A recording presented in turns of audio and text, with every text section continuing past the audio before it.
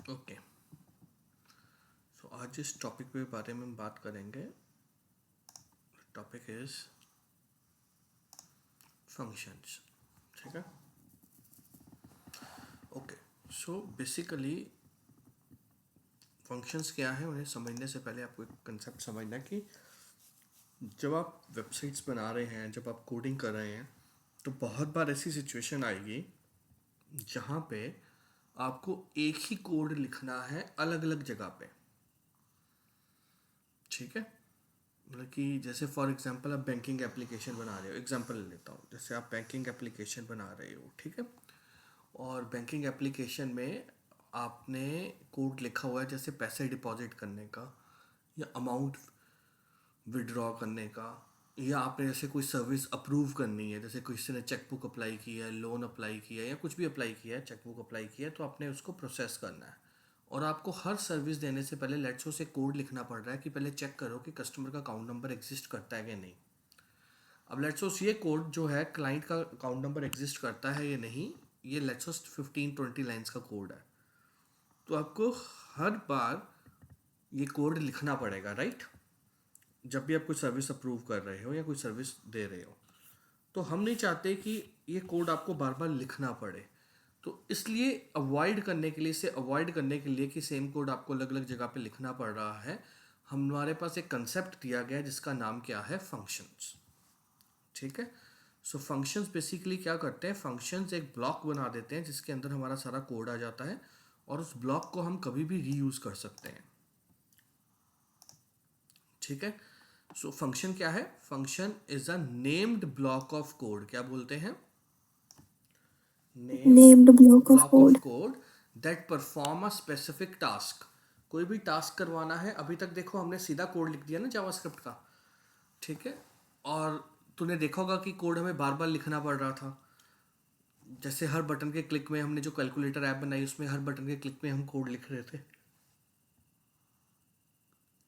ठीक है। तो वो हम अवॉइड अगर करना चाहते हैं तो हम क्या कर सकते हैं, हम अपना सारा कोड एक फंक्शन के अंदर लिख सकते हैं। उस फंक्शन को हम इनपुट दे सकते हैं, वो आगे कैलकुलेशन कर सकता है और उसके बेस पे रिजल्ट दे सकता है। ठीक है। तो पहला तो ये कोड है, पहला मकसद फंक्शन बनाने का क्या है, रीयूजेबिलिटी। ठीक है। रीयूजेबिलिटी मतलब एक ही बार कोड लिखेंगे और जितनी बार भी ज़रूरत है अलग अलग जगह पे हमें दोबारा वो कोड लिखने की ज़रूरत नहीं है, हम उसे कॉल कर लेंगे। पहला मकसद ये है। दूसरा मकसद ये है कि जब हम फंक्शन के अंदर कोड बहुत ज़्यादा, जब हमारा कोड बहुत ज़्यादा हो जाता है तो वो हमसे भी हैंडल नहीं हो पाता, तो हम चाहते हैं हमारा कोड जो है वो छोटे छोटे लॉजिकल पार्ट्स में डिवाइड हो जाए। तो तब भी हम फंक्शन यूज़ करते हैं, because function help us to organize our code. ठीक है। Yes, sir.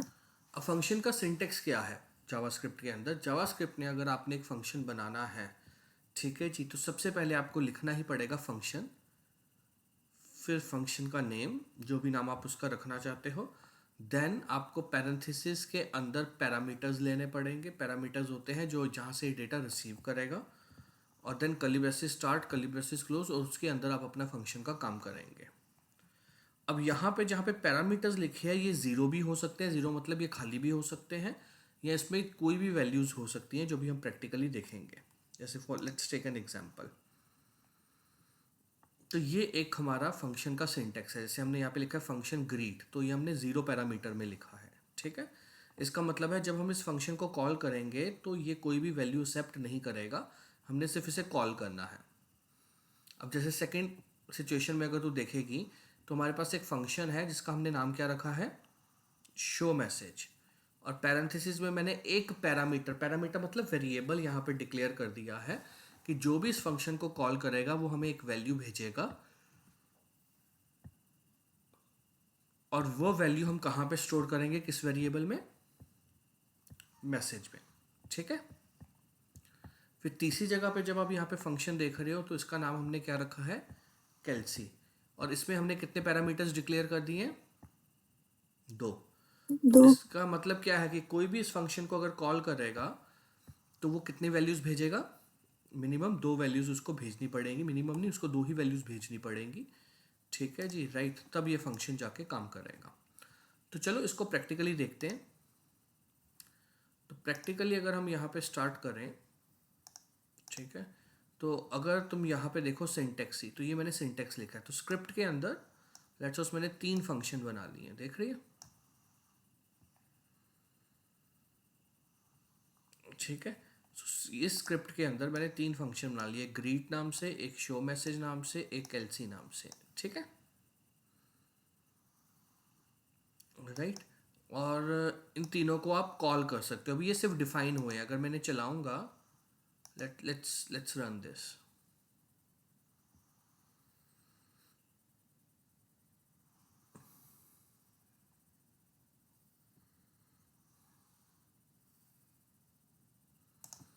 और अगर हम यहाँ पे अभी इंस्पेक्ट में जाएंगे भी, अभी कुछ भी आउटपुट में आपको नहीं दिखेगा। अभी हमने कोई भी काम इस पे नहीं किया है, राइट। सो ये सिर्फ अभी एक सिंटेक्स है, ठीक है। अब इसको मैं तुम्हें थोड़ा सा प्रैक्टिकल इसका करके दिखाऊं। जैसे for example let's go to, let's copy it and इसी को मैं यहाँ पे पेस्ट कर देता हूँ।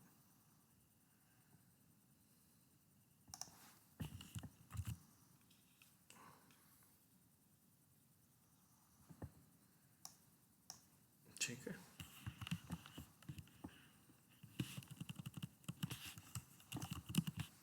इसी को मैं कोड कर रहा हूँ, ठीक है। सो यहाँ पे जैसे लेट्स सपोज आई कॉल, एक मैं बना रहा हूँ बटन, ठीक है। सो हमने एक बटन लिया है, लेट्स सपोज ग्रीटिंग, ठीक है। एंड यहाँ पे मैं एक बटन ले रहा हूँ, यहाँ पे अभी हम लिख रहे हैं लेट्स सपोज कुछ भी, शो मी समथिंग। एंड यहाँ पे अभी हम एक कोड ले रहे हैं एंड मैं यहाँ पे लेट्स सपोज ले रहा हूँ डू सम कैलकुलेशन, ठीक है। सो यहाँ पे अगर हम इसको रन करें,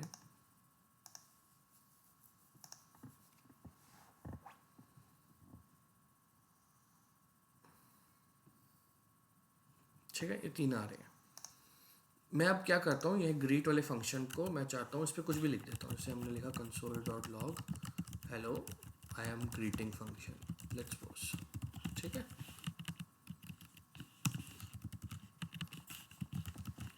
और मैं यहाँ पे बटन में लिख रहा हूँ on click is equal to greet, ठीक है। अब अगर हम यहाँ पे इसे रन करेंगे, लेट्स गो टू कंसोल, यहाँ पे ग्रीटिंग पे क्लिक करते हैं। देखो चल रहा है बेटा, क्लियर हो गया? Yes sir, yes sir. ठीक है जी। तो हमने बटन के क्लिक के ऊपर इस फंक्शन को, अब मैंने पहले क्या कर रहे थे, मैं सारा का सारा कोड इधर ही लिख रहा था ना ऑन क्लिक में। अब अपना कोड हम एक फंक्शन में डाल देंगे, कोड भी मैनेजेबल हो गया, पढ़ने में भी समझ में आ रहा है, और सीधा उसको यहाँ से सिर्फ कॉल करना है आपने, ठीक है। और आप जितनी बार मर्जी कॉल कर सकते हो। लेट्स सपोज अगर मैं यहाँ पे भी जाऊँगा तो देख, मुझे दोबारा कोड लिखने की ज़रूरत नहीं है कि मुझे यही कोड दोबारा चाहिए। मैं फिर से क्या लिख रहा हूँ, ग्रीट। अब अगर मैं यहाँ पे क्लिक करूँगा, देख फिर से वही आ रहा है ना। सो एज्यूम कर अगर इस फंक्शन के अंदर 15 लाइंस या 20 30 लाइंस का कोड लिखा है, तो मुझे कितनी बार लिखना पड़ा, एक ही बार ना। तो अगर यही यस कोड सर। मुझे यहाँ पे भी चलाना होता, यहाँ पे भी चलाना होता, तो पहले क्या कर रहे थे हम, पहले हम यहाँ पे भी वही कोड लिख रहे थे, यहाँ पे भी वही कोड लिख रहे थे, राइट। तो कोड रिपीट हो रहा था। अब मुझे कोड एक ही बार लिखा, हमें सिर्फ उसके नाम से उसे कॉल करना है, ठीक है। क्लियर हो गया? Yes sir. ठीक है। अब चल लेट्स सपोज हम इस फंक्शन को कॉल करते हैं शो मैसेज। मैं लिख रहा हूँ शो मैसेज एंड मैं इसको कोई वैल्यू दे रहा हूँ, ठीक है जी, how are you, let's suppose. अब क्या होगा, शो मैसेज कॉल होगा और अपने साथ वो एक वैल्यू लेके जाएगा, और ये वैल्यू किस में जाके कॉपी होगी, मैसेज वेरिएबल में, ठीक है। देखते हैं ऐसा हो रहा है। सो आई से console.log और मैं मैसेज प्रिंट कर रहा हूँ। चलो देखते हैं। आ रहा है बेटा? Yes, sir. ठीक है, तो हम फंक्शन को कोई वैल्यू भी पास कर सकते हैं, और जब हम वैल्यू पास करते हैं तो हम बोलते हैं इसको आर्ग्यूमेंट्स। क्या बोल रहे हैं? Arguments. तो आर्ग्यूमेंट्स पास किए हैं, और ये फंक्शन क्या कर रहा है? पैरामीटर्स की फॉर्म में उसे रिसीव कर रहा है। तो जब भी आप कुछ पास करोगे उसको रिसीव करने के लिए वो वेरिएबल होना चाहिए। ये भी हम पढ़ेंगे आगे। ऐसे ये फंक्शन कैल्सी है, तो अब मैं यहाँ पे जाके क्या कर रहा हूँ, let's suppose on click is equal to calci, और मैं इसको 2 नंबर भेज रहा हूँ, सो 15 एंड 14 लेट्स सपोज। ठीक है जी।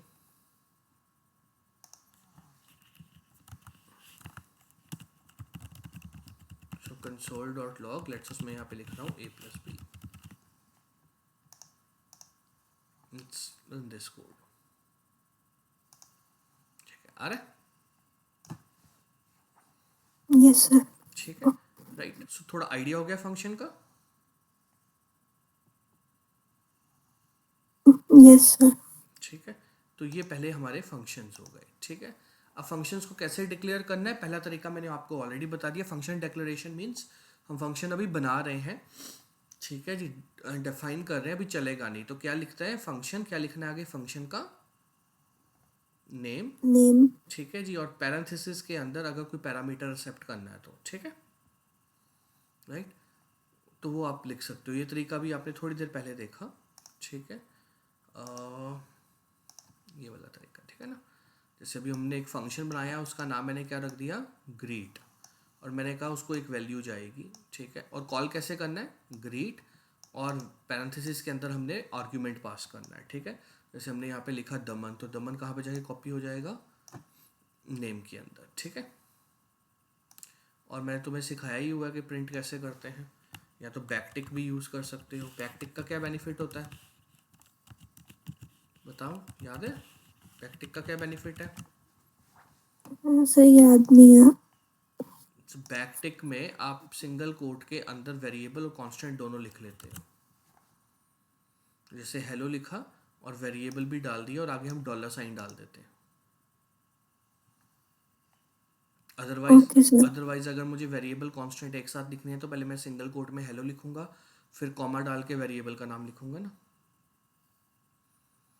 तो इसमें हमें एक बैकटिक के अंदर ही हमने कांस्टेंट भी लिख दिया, और साथ में क्या लिख दिया? वेरिएबल भी लिख दिया डॉलर लगा के।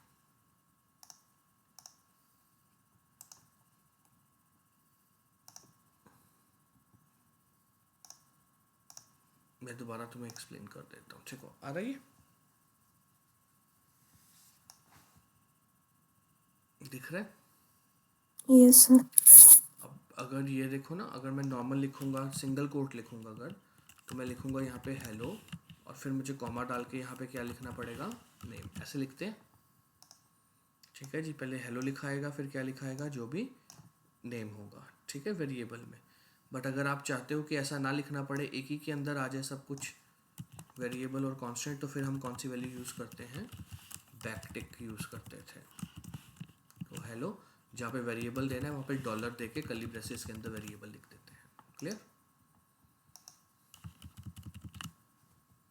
क्लियर हो गया? Yes, sir. Clear. तो इस तरीके से हम फंक्शन डिक्लेयर करते हैं, और हम फिर फंक्शन को कॉल भी कर सकते हैं। ठीक है, तो पहला तरीका ये होता है। दूसरा तरीका आप ऐसे भी कर सकते हो कि आप अपने फंक्शन को कोई नाम मत दो, और उसे एक एक्सप्रेशन के थ्रू भी रिप्रेजेंट कर सकते हो। अवॉइड करो ऐसा, बट फिर भी अवेलेबल है। जैसे ये है, इसे हम कहते हैं फंक्शन एक्सप्रेशन। क्या कहते हैं? Function expression. तो आपने सिर्फ फंक्शन लिखना है, आपने पहले एक कांस्टेंट वेरिएबल डिक्लेयर कर लेना है, और उसके अंदर एक फंक्शन दे देना है। ठीक है जी, राइट। फिर जब आप उसे कॉल करोगे तो जो आपने कांस्टेंट एक्सप्रेशन डिक्लेयर किया वेरिएबल, उसको कॉल करना है। जैसे यहाँ पे देखो, मैं किसको कॉल कर रहा हूँ? ग्रीट को। ठीक है, तो तुम्हें दोनों में से कौन सा बेटर लग रहा है, पहला या दूसरा? पहला. तो आप फर्स्ट वाला यूज करो, ठीक है। बट आपको पता होना चाहिए there are 2 ways. Clear? Okay, sir. ठीक है, फिर हमारे पास आ जाते हैं फंक्शन पैरामीटर्स। पैरामीटर्स अभी मैं थोड़ी देर पहले तुम्हें सिखा के आया कि लेट्स सपोज अगर आपने कोई फंक्शन कॉल किया है, फंक्शन बनाया, जैसे हमने यहाँ पे एक फंक्शन बनाया किस नाम से, ऐड। हम यहाँ पे कह रहे हैं ऐड तभी कॉल होगा अगर आप इसे दो वैल्यूज भेजोगे। तो मैंने यहाँ पे दो वेरिएबल डिक्लेयर कर दिए। क्या नाम रखा वेरिएबल्स का? ए एंड ये बी। भी। ठीक है।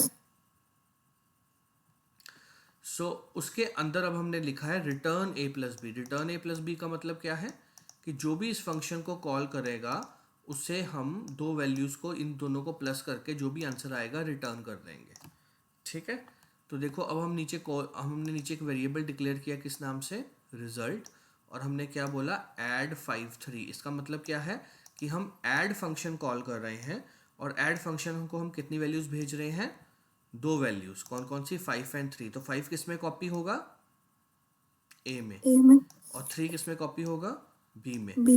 तो 5 + 3 वो कैलकुलेट करके आंसर वापस भेज देगा। जो भी आंसर वापस भेजेगा वो आगे जाके किस में स्टोर हो जाएगा, रिजल्ट वेरिएबल में। क्लियर?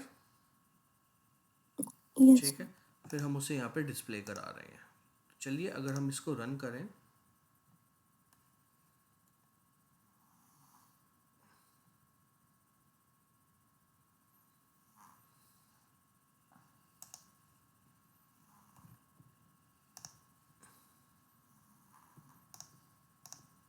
देखो आ रहा है आंसर।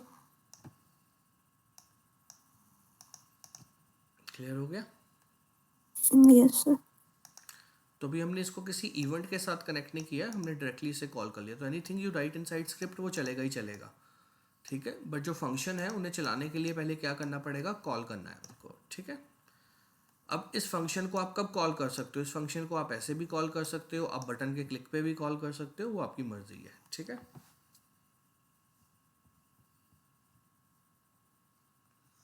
नाउ नेक्स्ट ऑप्शन है default parameter. Now default parameter क्या होते हैं, जैसे मैंने एक फंक्शन लिया ग्रीट और मैंने यहाँ पे एक वेरिएबल डिक्लेयर कर दिया, कौन सा, नेम। ठीक है। अब क्या हो अगर मैं नेम में लेट्स सपोज मैं कुछ ऐसा कर दूं, ध्यान से देख, नेम। ठीक है। अब नीचे देख मुझे क्या आउटपुट आएगी, मैंने ग्रीट कॉल किया है और एक बार मैंने ग्रीट कॉल किया जिसमें मैंने एक वैल्यू भेजी है वेबीफर। आउटपुट क्या आएगी दोनों में? पहले में शायद कुछ नहीं आएगा आउटपुट ओके और सेकंड में वेबीफर। ओके, चलो लेट्स रन दिस।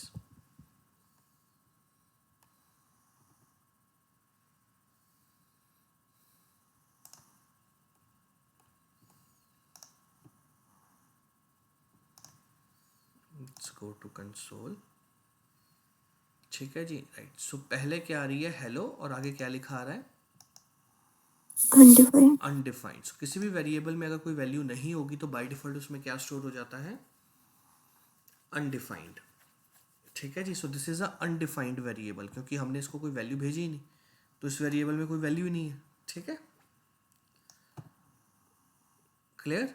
और यहाँ पे जब हमने वेबीफर भेजा तो यहाँ पे वेरिएबल स्टोर हुआ तो उसने लिख दिया हेलो वेबीफर। अब लेट्स सपोज अगर मैं चाहता हूँ कि अगर हमें कोई वैल्यू ना भेजे तो कोई ना कोई डिफॉल्ट वैल्यू स्टोर हो जाए, तो जैसे मैंने यहाँ पे क्या लिख दिया, गेस्ट। ठीक है। अब अगर आप इसको देखोगे आ रहा है ना हेलो गेस्ट। ठीक है। So this is a safe way. Safe way क्या कहता है कि जब आप किसी फंक्शन को कॉल कर रहे हो और अगर उस फंक्शन ने कोई पैरामीटर एक्सेप्ट करना ही करना है, उसे पता है मुझे वैल्यू दोगे तो मैं चलूंगा, और अगर आप उसको कोई वैल्यू नहीं भेजोगे तो फंक्शन तो कॉल हो रहा है लेकिन उस वेरिएबल की कोई वैल्यू अनडिफाइंड रह जाएगी। सो आप चाहते हो कि कोई ना कोई डिफॉल्ट वैल्यू जो है स्टोर हो जाए। ठीक है जी, राइट। तो वो आप यहाँ पे स्टोर कर सकते हो। क्लियर हो गया? Yes sir. ठीक है। तो ये चीज़ का ध्यान रखना है। एक सेकेंड।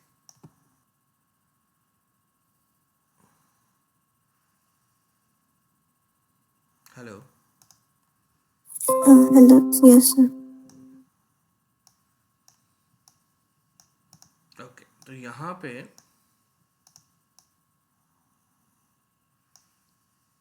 हम लोग वैल्यू दे सकते हैं। चलिए let's move to a second point.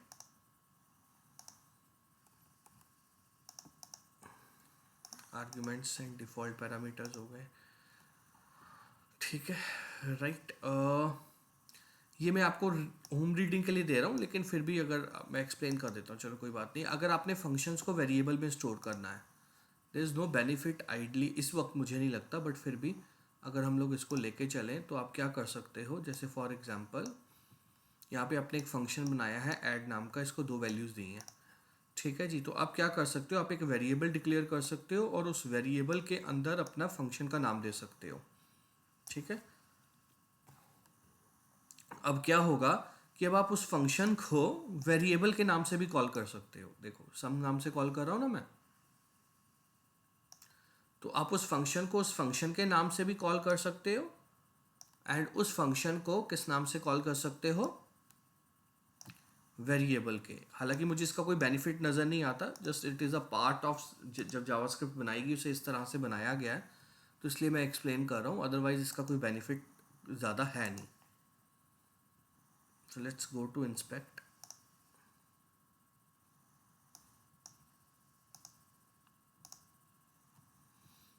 ठीक है, देखो आ रहा है, दोनों में सेम ही आंसर आ रहा है। चाहे आप डायरेक्टली किस फंक्शन को कॉल कर लो, ऐड को, ठीक है, चाहे आप उस फंक्शन को एक वेरिएबल को दे दो और वेरिएबल को कॉल कर लो, सेम ही चीज़ हो रहा है, ठीक है। क्लियर हो गया? Yes, sir. अच्छा, अब इसमें एक और आता है anonymous function, which I want you to understand. Anonymous function होता है जिस फंक्शन का कोई भी नाम नहीं होता, ठीक है। तो जिस फंक्शन का कोई नाम नहीं है उसे हम लोग क्या बोलेंगे, एनॉनिमस Anonymous फंक्शन, function. ठीक है। तो जहाँ पे देखो, जैसे मैंने एक फंक्शन डिक्लेयर कर दिया लेकिन नाम नहीं ना दिया उसका कोई, तो इस फंक्शन को आप क्या बोलोगे, एनॉनिमस फंक्शन। इन फंक्शंस को कॉल करने के लिए आप किसी वेरिएबल की हेल्प ले सकते हो। जैसे मैंने इस फंक्शन को किस में डाल दिया, मैसेज वेरिएबल में, और मैं मैसेज को कॉल करूँगा तो ये फंक्शन चल पड़ेगा। सो एनॉनिमस मतलब ये भी प्रोबेबिलिटी है कि आप किसी फंक्शन को बना सकते हो बिना उसका कोई नाम दिए। सो अब अगर हम लोग यहाँ पे आए,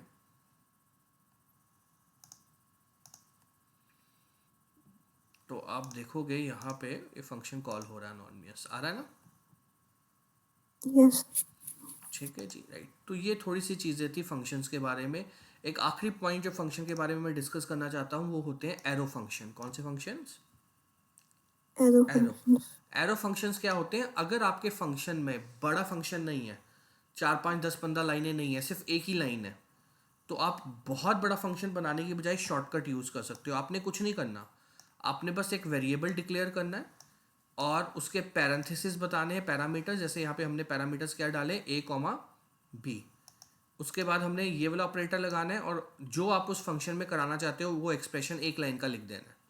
जैसे कि मैंने कहा इस फंक्शन ने सिर्फ 2 वैल्यूज़ प्लस करनी है, तो हमने यहाँ पे लिख दिया a प्लस बी और यहाँ पे हमने एरो का साइन डाल देना है। So this is known as a arrow function. Function मतलब फंक्शन भी बन गया एक ऐड नाम का, ठीक है जी, और उसके अंदर पूरा डिक्लेरेशन नहीं करना पड़ा, सिर्फ एक ही लाइन में सारा का सारा काम खत्म हो गया। तो इसको हम लोग क्या बोल देते हैं, एरो फंक्शंस, ठीक है। तो अब अगर आप इसे कॉल करोगे तो ये 5 और 3 किस में कॉपी हो जाएगा, ए एंड बी में, B में. और दोनों की वैल्यू प्लस होके ऐड में स्टोर हो जाएगी। तो बेसिकली ये आप तभी समझ पाओगे जब आप एक प्रैक्टिकल, जब मैं प्रोजेक्ट बनाऊंगा ना, तो इनका मतलब तुम्हें तब समझ में आ पाएगा। फिलहाल के लिए आप सिर्फ इतना समझ लो कि वी हैव फंक्शंस अपने कोड को ऑर्गेनाइज करने के लिए, ठीक है। तो अभी हम एक छोटा सा प्रोजेक्ट भी बनाएंगे आगे जाके, तो अपना पूरा कोड हम फंक्शंस के अंदर डिवाइड कर देंगे, ठीक है। देखो आ रहा है आंसर, Yes, sir. ठीक है। तो ये एक टॉपिक आपको